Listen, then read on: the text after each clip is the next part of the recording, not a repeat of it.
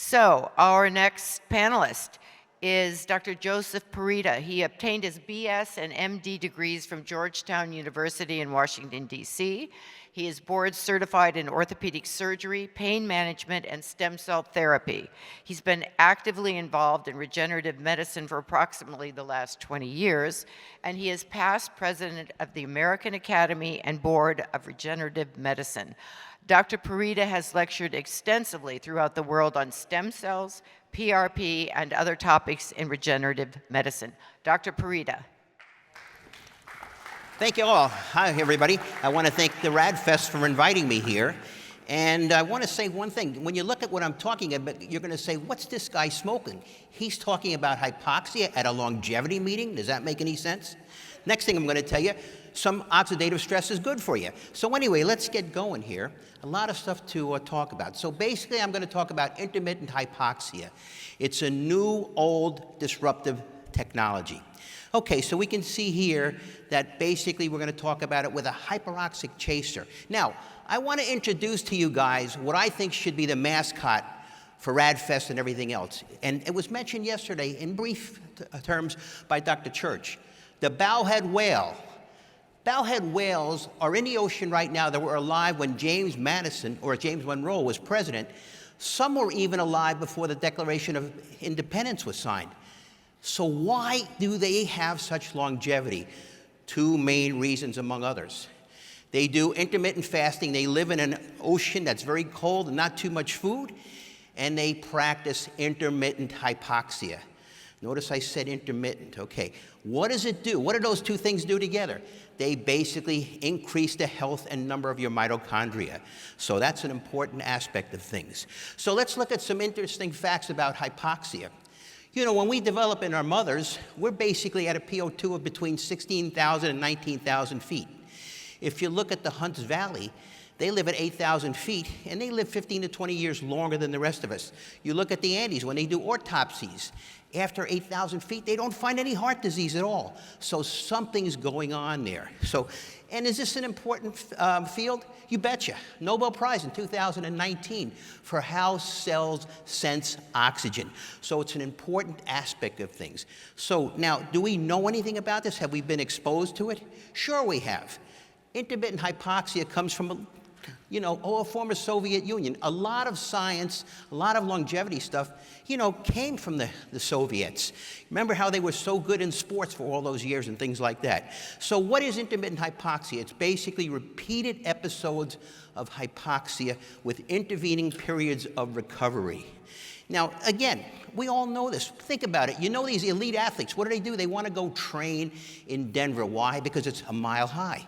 And that does something good for them. And you can see here what are some of the things that happen. So physical exercise combined with hypoxia, it's a real powerful anti-aging booster.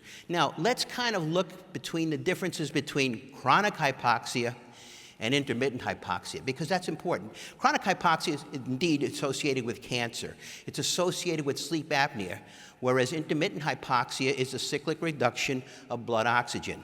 And again, what we need to talk about, and it's such an important aspect of everything we're talking about in this meeting, it's the hormesis effect. It's of paramount importance. And we can see that right here. If we look at this table, this illustration, we can see here that if you have some hypoxia, not much happens. But when you get that intermittent hypoxia, where it's a little higher, you get some really good optimal gains. Then when you start getting more hypoxia, then you start getting some severe problems. But let's look at that a little better, okay? The hormesis effect. We get that certain concentration. Remember, hormesis affects everything. The amount of oxygen you get. How about your blood glucose? Too high, too low?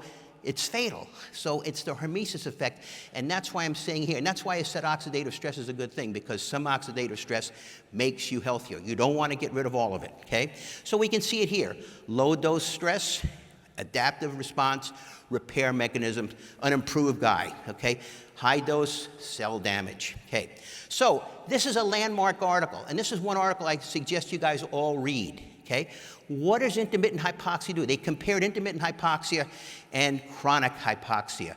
Okay, intermittent hypoxia induced telomere reverse transcriptase.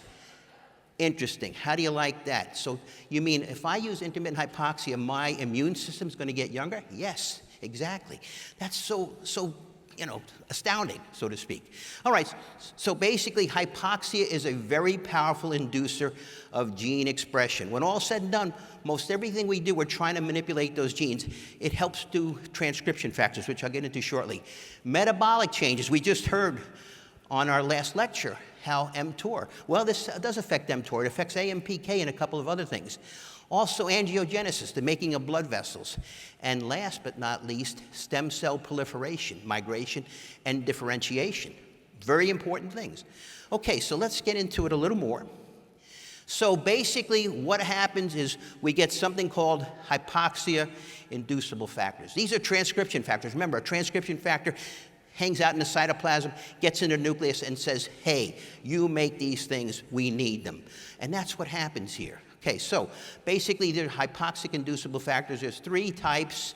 We know about the first 2. We don't know that much about the last one, A3, and we're still learning about it. So let's kind of see how that thing hangs out there. So when we have these hypoxia-inducible factors in the cytoplasm, they typically will get destroyed because oxygen will go over there. It'll give them some OH groups, some hydroxyl groups. Next thing you know, they go on and they are made into peptides and things. However, if that oxygen is low and behold, what happens is that hypoxia-inducible factor can escape the destruction from the oxygen, and it gets in the nucleus, and it forms something called response elements. What does it do? And you can see on this one, for instance, it makes erythropoiesis. We'll get into that shortly. It makes interesting changes in our metabolism and does angiogenesis. So, again, here's these hypoxia response elements. Now, if we would look at the bottom there, we start saying, hey, these are things that are really important in anti-aging. You know, angiogenesis, erythropoiesis, cell proliferation, survival, glucose metabolism, pH regulation, proteolysis. Wow, a lot of interesting things there. Now, again, we can see all the things here. You go with this. This is the Rosetta Stone of aging right here. If we can get certain of these things to be in our favor, we're going to really have some good things. So let's talk a little bit about erythropoietin. Now, erythropoietin is what got Lance Armstrong in trouble. Why? Blood doping, but it's a lot more than blood doping. That was kind of what was on the surface. But let's look at some of the other things that erythropoietin does. It stabilizes the mitochondrial membrane. It reduces formation of reactive oxygen species and nitrogen oxygen species. So basically, it can do a lot of interesting things. It can enhance performance, and it can do it legally in an athlete, which is interesting. So we can see here, what does EPO do? Well, the endothelium. Dr. Bryant was talking about nitric oxide, endothelial nitric oxide in particular. Okay, then basically the brain, the heart, the myoblast, the fat, it can make brown fat. And your bone, it can help your bone remodel. It can actually help in osteoporosis and things like that. Okay, so basically we have something called VEGF, vascular endothelial growth factor, very important growth factor in the stem cell world. It basically helps us make blood vessels. And I want to give a little thing, because a lot of docs that are in the stem cell field don't even know this. The difference between angiogenesis and vasculogenesis. In angiogenesis, we're going to build upon blood vessels that are already there. And for instance, if I use a PRP, that is something that can help it. But in vasculogenesis, you're making new blood vessels. You're making blood vessels that weren't there. That can help heal tissue and things like that. Unfortunately, sometimes it could be a problem in cancers. All right, but there's another effect that has hypoxia-inducible factors, something called hemoxygenase 1. This is a very important enzyme in our body. And basically, it's a transcription factor to produce this. Now, it can have profound effects on something called our macrophages. And people just think a macrophage is one thing, that basically all it does is go after bacteria or go after viruses and just gets them. That's called a macrophage 1, okay? But there's another macrophage, it's a macrophage 2, and that does cell regeneration. So that's pretty interesting. You mean I can get my white blood cells to actually make new tissue? You betcha, okay? And that's called an M2, and you can see that here. Now, we can see that better in this illustration here. In the bottom, you can see there's an M1, and it's polarized to an M2 by these intermittent hypoxia factors. So important, such a profound effect on our immune system. But here's another very important thing that's going to kind of blow your minds a little bit, okay? So what else this does is it breaks down in the hypoxia, the biliverdin to bilirubin, and that's an antioxidant. And what else does it do? It produces carbon monoxide. You can't live without carbon monoxide in your body. Okay? How does that blow your mind? Again, the hormesis effect. Too much, it's going to bind your hemoglobin, you're going to die. But you need a certain amount. It's a singling molecule. There's 3 singling molecules: nitric oxide, carbon monoxide, and hydrogen sulfide. These are important gassing cilious molecules. We can't exist without them, period. Okay, so nitric oxide, again, Dr. Bryant talked about that. And this is from the endothelium. This is the nitric oxide we like. You know, the one that's produced by the endothelium is the one that affects all sorts of things, including your bone marrow, to produce more stem cells, et cetera. So that's why it's so important. Another thing that these factors do, they make P53, okay? The tumor suppressor gene. That's a problem that many of us get. As time goes on, our P53s either disappear or they're a problem. We don't have multiple copies. That's why an elephant, for instance, it has multiple copies of the P53. An elephant almost never gets cancer because it can have all these P53s. So this can help stimulate our P53s. But what else does it do? This will help preserve your stem cells. You know, stem cells don't like to really do a lot of work. They kind of want to just sit on the sidelines until they're needed. So they basically are quiescent cells. And this helps preserve what we call their stemness. It makes them stay as a stem cell, because a stem cell basically uses glycolysis for energy. Once it has to differentiate, it goes into oxidative phosphorylation. It needs a lot more.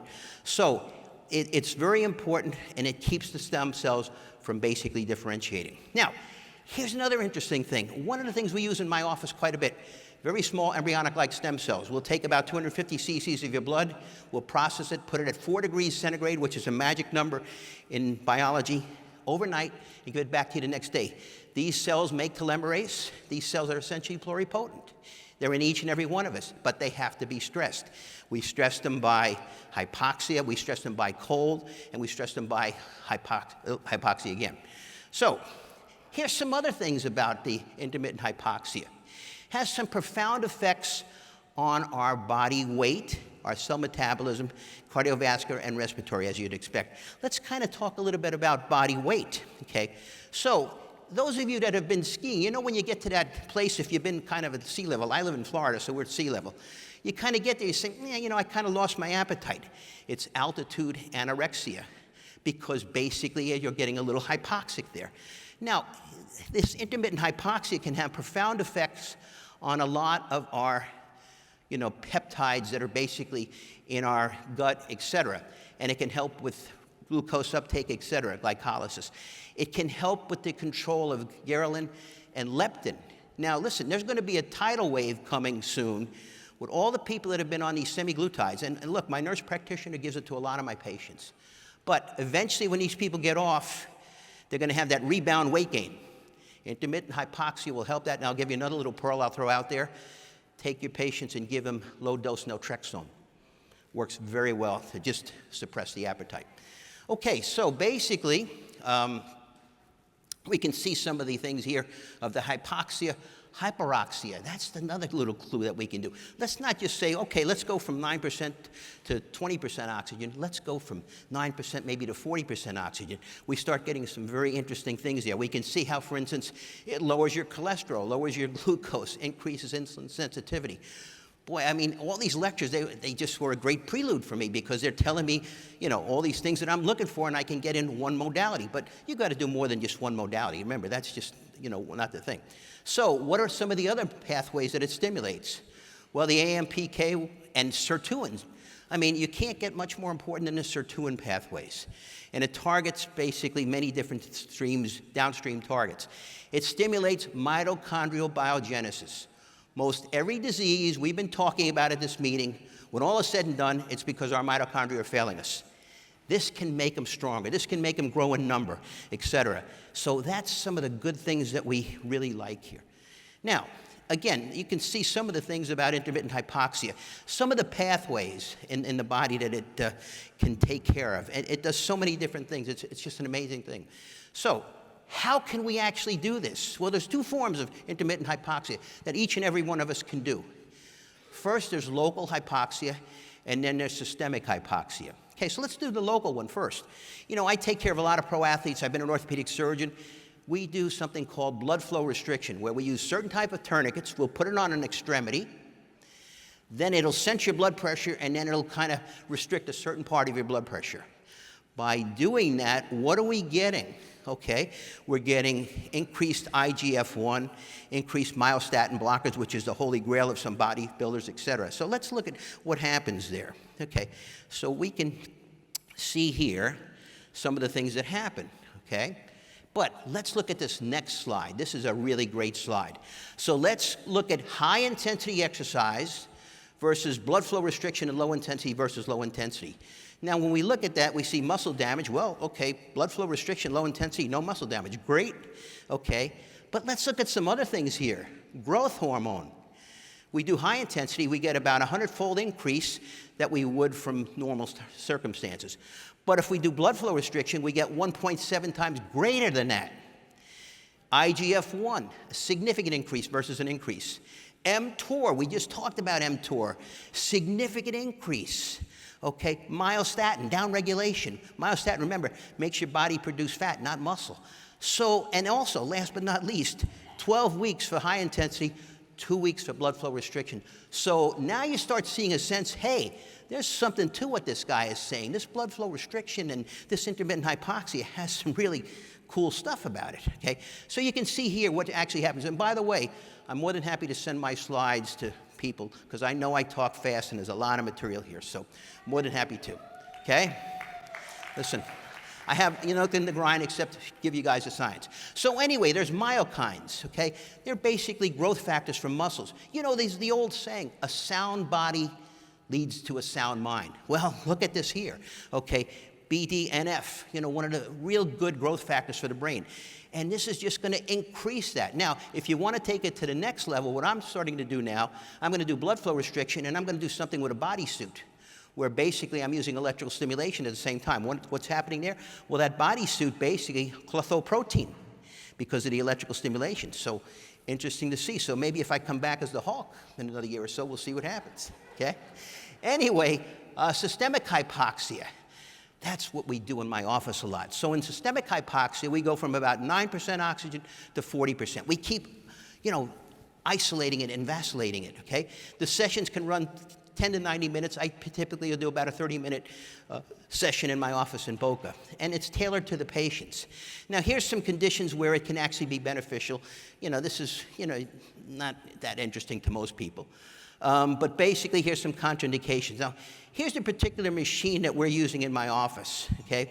And that's what it looks like. But let's look at some values here, okay? So you really need to get below 90% PO2 to really have an effect. So that's our target range. That's called the Hypoxia Therapeutic Index. Now, we usually look to go from 75 to 89. A lot of times, my PO2, when I'm doing these procedures at the end of the day, it'll be 75. You guys look at me, you'll say, wait a minute, this guy has to be transferred to the ICU and intubated. His PO2 is 75. Not a problem, okay? Really not a problem at all. And what we really affect here is we're affecting something called the oxygen dissociation curve. For me as an orthopedic surgeon, I say, what the hell is that? Orthopedic surgeons, we're as strong as a horse and twice as smart. But I've kind of figured some of these things out, okay? So anyway, you can see this oxygen curve here. Now, hypoxia basically makes it go to the left. So you have increased oxygen affinity and no real increased unloading. Okay, and that's what we want. We want to get those cells stressed. Okay, now, here's some interesting things to tie it in. There was a very famous Israeli study with hyperbaric oxygen. They were using hyperbaric oxygen, and basically they gave the patients air breaks. What do I mean? The patient's basically in a compressed room air atmosphere, not 100% pure oxygen, but they're breathing pure oxygen from a mask. Then what the Israelis said is, take that mask off for 5 minutes and just breathe regular room air. It's that bouncing around that's really causing the thing. Now, what did they find? They found, just as I said earlier, that basically it helped cause the immune system to become younger. It lengthened the telomeres.